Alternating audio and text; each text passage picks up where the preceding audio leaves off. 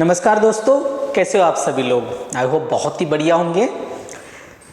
बहुत स्वागत है आप सभी का क्रॉनिकल पत्रिका के यूट्यूब चैनल क्रॉनिकल इंडिया पर। मेरा नाम है प्रशांत और मैं लेकर आया हूँ करंट अफेयर की बेहतरीन खबरें जो आपको आपके एग्जाम्स में बहुत काम देगी, आपके लिए बहुत इंपॉर्टेंट जो न्यूज़ होगी। जैसे लाइक वनडे एग्जाम्स जो होती है, SSC, banking and other exams और सारी एग्जाम्स का जो नेचर है, मैं जनरली हम कोशिश करते कि हम उस तरह के सारे सवालों को आपके पास लेके आए, सारे इश्यूज़ को लेके आए जहाँ से आपकी तैयारी भी हो, आपके करंट अफेयर्स का आपके लिए फैक्ट्स भी मिल जाए, आपको सारी चीज़ें जो है एक साथ एक ही जगह पर क्लब करके मिल जाए। तो पहली न्यूज़ देखते हैं, वैश्विक power city index, right. Global power city index नाम से ही पता चल रहा है ये ग्लोबल पावर है, मतलब ऐसे शहर जो बहुत स्ट्रॉन्ग शहर बन के उभरे हैं। तो उसकी अगर हम बात करें तो ये एक इंडेक्स है और ये 2024 की जो रिपोर्ट है, मतलब ये जो इंडेक्स है ये 6 जनवरी को जो है जारी किया गया है, जारी हो चुका है। और ये हम नहीं करते हैं, डोंट वरी। ये जो है इस रिपोर्ट की खासियत क्या है, तो ये जो दुबई है हमारा, जो हमारे बगल में ही है दुबई, इस Dubai global power city index 2024 में वैश्विक स्तर पर 8वां स्थान प्राप्त किया है। और पश्चिम एशिया की अगर बात करें तो ये पश्चिम एशिया में शीर्ष स्थान पर विराजमान है। और ये लगातार दूसरा साल है ये कंटिन्यूअसली कि ये 10 अंडर, मतलब जो शीर्ष 10 रैंकिंग होती है, अंडर 10 में दुबई शुमार है, राइट। और दुबई देखिए, आप कहेंगे फिर सर ये भारत का तो कुछ है ही नहीं, इसमें तो दुबई का क्यों पड़ रहा है। बहुत जरूरी है क्योंकि ये जो पावर सिटी इंडेक्स है, वैश्विक ग्लोबल पावर सिटी इंडेक्स, ये बहुत ही जबरदस्त है। इसका रीजन मैं बता रहा हूं आपको, क्योंकि ये जिस पैमाने पर, जिस पैरामीटर्स पर इसको कंक्लूड करता है और किसी सिटी को अगर वो इस इंडेक्स में लेता है तो वो अपने आप में बहुत ही बेहतरीन मानी जाती है, पर्यावरण के दृष्टिकोण से, फिनांस के दृष्टिकोण से, रोजगार के दृष्टिकोण से, रहने लायक, मतलब हर चीज के दृष्टिकोण से। तो दुबई जैसा शहर अगर वहां है तो ऑब्वियसली, तो ये जो है जापान का मोरी मेमोरियल फाउंडेशन है, इसके द्वारा ये रिपोर्ट जारी की जाती है। तो आप सोच सकते हैं कि इसमें कोई जापान होता तो भाई जापान अपने शहर को रख लेता, तो ऐसा नहीं है। तो यहाँ जो है जापान के मोरी मेमोरियल फाउंडेशन है, इसके द्वारा ये रिपोर्ट दी जाती है। नवाचार, इनोवेशन, राइट, इनोवेशन, आर्थिक विकास, इकोनॉमिक डेवलपमेंट,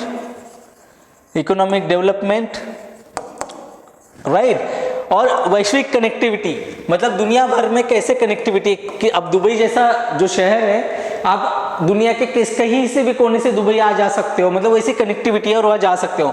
और दुबई के नेतृत्व पर जो है वो प्रकाश डालता है। दुबई का जो नेतृत्व है, लीडरशिप, राइट, लीडरशिप, उस लीडरशिप पे जो है प्रकाश करता है। व्यापार, ट्रेड, प्रतिभा, निवेश, और इसको लेकर जो है एक दुनिया भर में एक प्रमुख वैश्विक केंद्र के रूप में दुबई की स्थिति को ये है मजबूत करती है।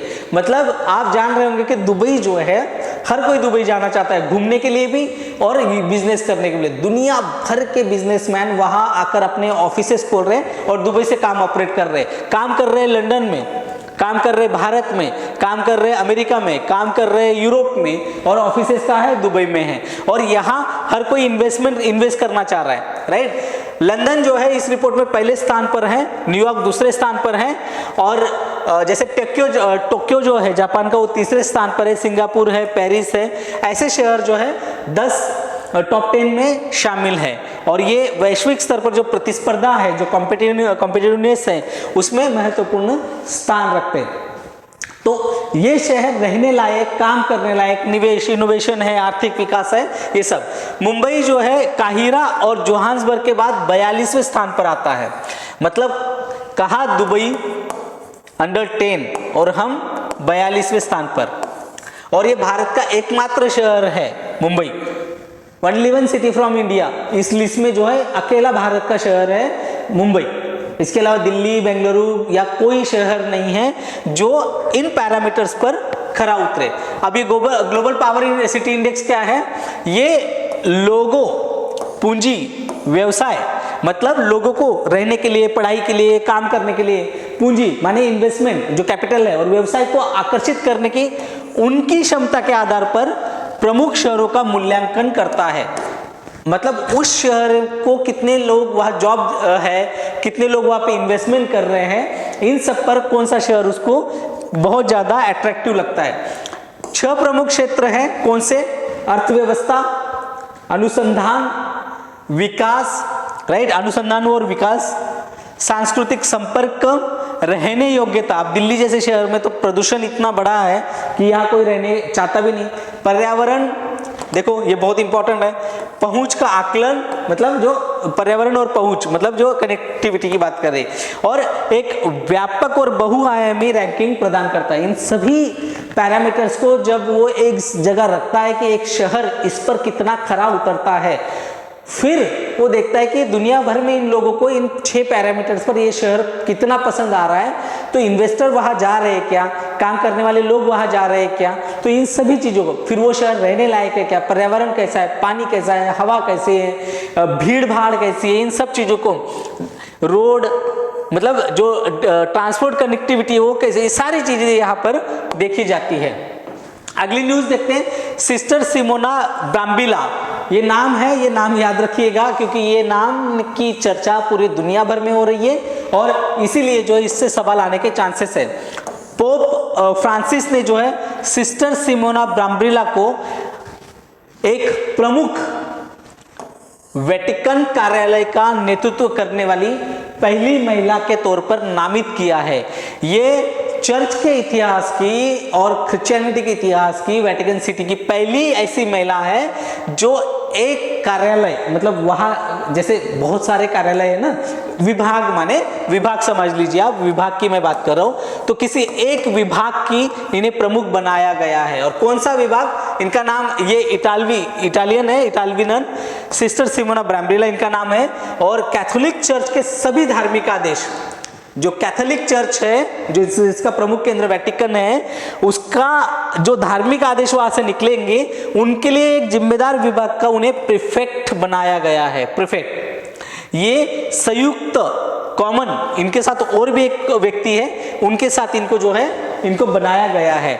और इससे पहले कभी भी आज तक इतिहास में किसी महिला ने कैथोलिक चर्च के केंद्रीय सेंटर जहां से निकलता है शासी अंग या होली सी क्यूरिया के डिकस्टरी, मतलब जो मेन बॉडी है, मान लीजिए जो मेन बॉडी है यहां से, मान लीजिए मेन बॉडी है पूरा जो विश्व समुदाय है क्रिश्चियनिटी का, कैथोलिक का, यहां से इन प्रमुख केंद्रों पे उस केंद्र के मध्य में ये जा रही है डिकास्टरी या मंडली का प्रीफेक्ट नामित नहीं किया गया था। तो ये इतिहास की बहुत बड़ी घटना है और इसका मतलब हम लोग देख रहे हैं, इसीलिए पूरी दुनिया भर में इसकी बहुत चर्चा हो रही है। ये उन बहुत ही क्लोज जो सेंटर है उस सेंटर का प्रमुख एक केंद्र, जो केंद्र में एक कई सारे विभाग है उसमें से एक विभाग की प्रमुख बनने जा रही है। सिस्टर सिमोना 59 इयर्स ओल्ड है और इन्होंने इससे पहले भी कई महत्वपूर्ण पदों पर भूमिका निभाई है। और ये नियुक्ति पोप फ्रांसिस जो है, इनका एक प्रयास है कि चर्च में जो है महिलाओं को नेतृत्व मिले। मतलब मुझे हंसी इसलिए आ रही है, मैं बताऊँ आपको, चर्च ने किसी जमाने में जो है ना, कभी पढ़िएगा, मैंने तो कई सारी किताबें उसके ऊपर पढ़ी हुई हैं, तो बताओ चर्च ने जो है महिलाओं को दूर रखना चाहती थी, उनके खिलाफ जो है महिलाओं को चर्च से दूर रखा जाता था। और मतलब एक बहुत यूरोप का एक रक्त रंजित इतिहास, लहूलुहान वाला एक इतिहास रहा है महिलाओं के प्रति, चर्च का खास करके, जो ऑर्थोडॉक्स चर्च हुआ करते हैं उनका। तो और अब वही चर्च जो है अब एक महिलाओं को इतनी बड़ी जिम्मेदारी दे रहा है कि जो धार्मिक आदेश जो है वो महिलाएं देगी। तो ये बहुत बड़ी बात है और इतिहास में अगर आप जाओगे तो शायद इसको फील भी कर पाओगे कि ये कितनी बड़ी घटना है पूरी दुनिया के लिए। सिस्टर ब्राम्बिला जो है वो कार्डिनल एंजल फर्नांडीज है, उनके साथ में जो है प्रीफेक्ट बनाया गया है उनको, और इनको जो है ये सह नेता के तौर पर भी काम करेगी। आप जो है ना, टॉम हैंक्स की बहुत बेहतरीन फिल्म है, एक है आपकी उनकी एक जो मूवी है, मैं नाम भूल रहा हूँ, एक तो इन्फर्नो है, एक मेरी बड़ी फेवरेट पिक्चर है, बट मुझे नाम याद नहीं, मैं 10 बार देख चुका हूँ एक्चुअली उस पिक्चर को।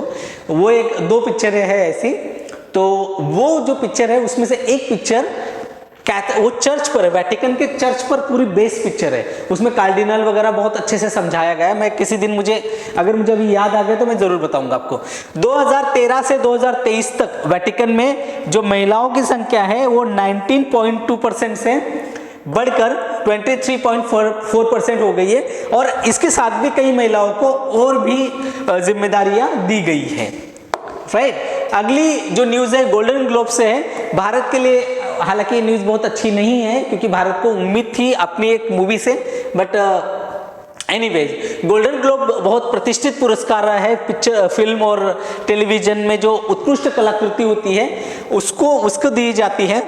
अब द ब्रूटलिस्ट नाम की एक और एमिलिया पेरेज नाम के जो है इन्होंने प्रमुख पुरस्कार जीते हैं। सर्वश्रेष्ठ फिल्म जो है द ब्रूटलिस्ट है, और सर्वश्रेष्ठ नाटक फिल्म का जो पुरस्कार दिया है वो एमिलिया पेरेज को मिला हुआ है, और संगीत या कॉमेडी फिल्म का पुरस्कार भी इन्होंने जीता है। महिला अभिनेत्रियों की अगर बात करें तो डेमी मूर ने द सब्सटेंस के लिए जीता है, और सर्वश्रेष्ठ महिला अभिनेत्री जो है कॉमेडी या संगीत का पुरस्कार इन्होंने इसके लिए जीता हुआ है। ब्राजील की जो फर्नांडा टोरेस है, आई एम स्टिल हियर, एक नॉवेल बेस्ड नाटक है, ये नाटक है, तो महिला अभिनेत्री का पुरस्कार जो है इन्होंने जीता है फर्नांडा टोरेस ने। और अगर बात करें तो सेबेस्टियन स्टेन को अ डिफरेंट मैन के लिए जो है सर्वश्रेष्ठ पुरुष अभिनेता का अवार्ड मिला है कॉमेडी या संगीत, और किएरन कल्किन जो है उनका अ रियल पेन के लिए जो है सहायक अभिनेता का जो है इनको पुरस्कार मिला हुआ है। टीवी की बात करें तो हैक्स नाम की जो कॉमेडी श्रृंखला है, संगीत या कॉमेडी श्रृंखला, इस श्रेणी में मिला है। म्यूजिक एंड कॉमेडी नाम की जो श्रेणी उसमें, और शोगुन ये हॉटस्टार पर आती है, बहुत ही बेहतरीन सीरीज है, मैंने भी देखी हुई है, तो इसे जो है उस वेब सीरीज का अवार्ड मिला हुआ है।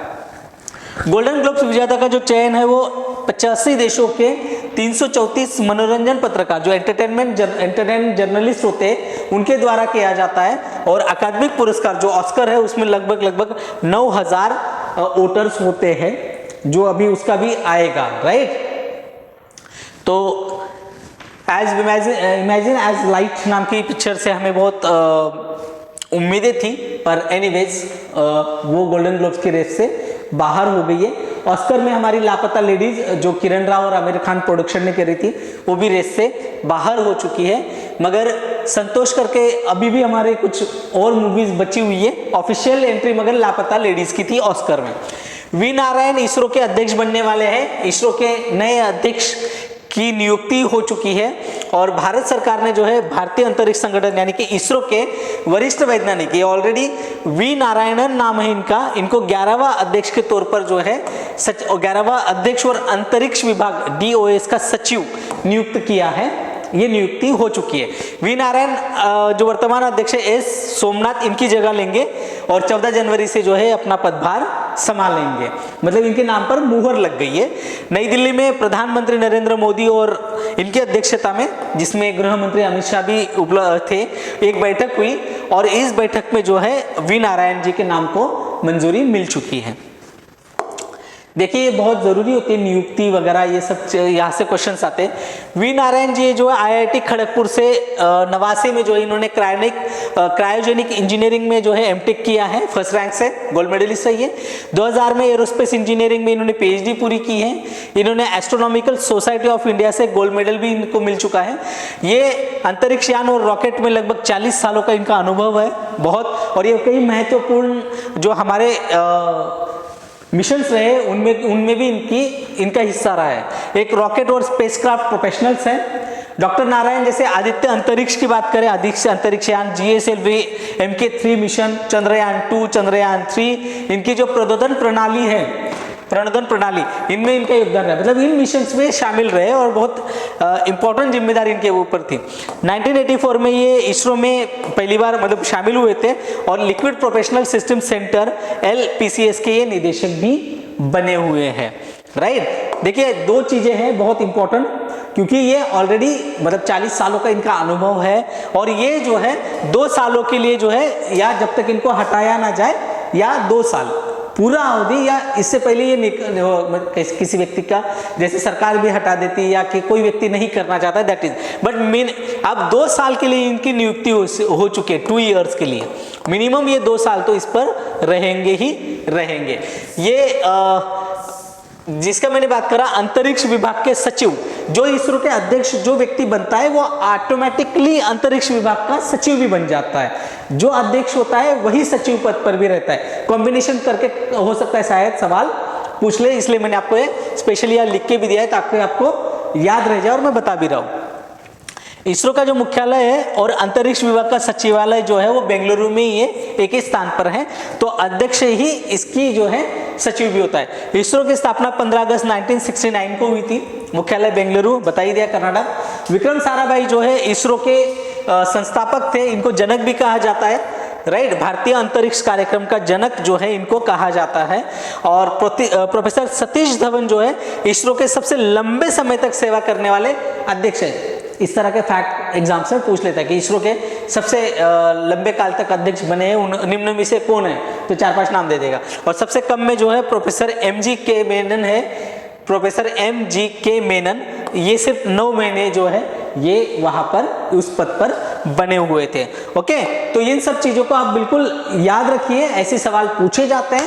तो ऐसे ही जो वन लाइनर जितने भी हमारे एग्जाम्स हैं, वनडे एग्जाम जिसको हम नाम से जानते हैं, उन एग्जाम्स में इसी तरह के सवाल पूछे जाते हैं, तो इन फैक्ट्स की जरूरत होती है। आई होप आपको क्लास अच्छी लगी होगी। मैं फिर से एक बार आपको रिक्वेस्ट कर रहा हूँ कि कमेंट जरूर करिए, बताइए आपको क्लास कैसी लगी, बुरी लगी, जो भी है आपके जो ऑनेस्ट रिव्यू जरूर बताइए। और क्रॉनिकल इंडिया इस यूट्यूब चैनल को सब्सक्राइब करें और अपने दोस्तों के साथ शेयर करिए। तब तक चलो फिर आज के लिए यही रुकते हैं और कल फिर से नई क्लास के साथ आपके साथ जरूर मुलाकात होगी। तब तक के लिए धन्यवाद।